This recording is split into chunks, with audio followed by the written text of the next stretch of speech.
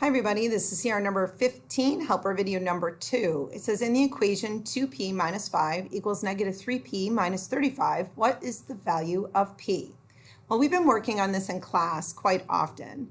So let's take a look here. I'm just going to rewrite it so I have a little more space to show you how to do this work. So I have 2p minus 5 equals negative 3p minus 35. The first step always remains the same. And that first step is to draw your ladder. So I'm going to go ahead and start with that.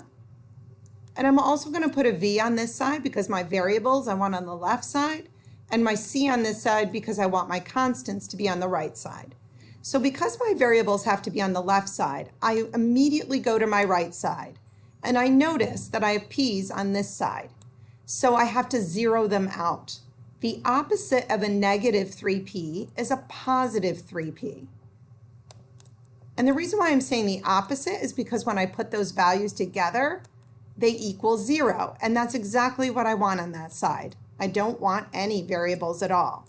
But remember, anything I do to one side, I do to the other, and I have to line up like terms. So I'm going to put those 3 p's under my 2 p's so that they are all together. These cross out on the left side, and I'm sorry, on the right side, and I'm left with negative 35. I bring down my equal sign.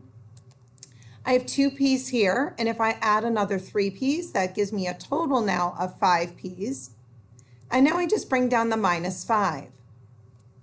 Now we are just looking at a two-step equation. So I still have to look at getting these constants, which is my negative 5, over to the right side. Well, the opposite of subtracting 5, or the opposite of a negative 5, is a positive 5, or adding 5. This gives me a value of 0 and leaves me with 5p on this side, which is exactly what I want. I bring down my equal sign, and anything I do to one side, I do to the other. So I'm going to add 5 on the right side. If I have 35 negatives and 5 positives, I have more negatives than positives, and I have 30 more negatives than positives, because 35 minus 5 is 30. I now understand that I have a multiplication of 5 and p on the left side. And the opposite of multiplication is division. And the reason why I'm dividing both sides by 5 is to get p by itself.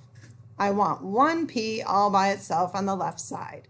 And 5 divided by 5 is just a fancy form of 1, which is perfect because that's what I want, 1p. A negative divided by a positive is a negative. 30 divided by 5 is 6. And there is my answer, p equals negative 6. And that is only one solution.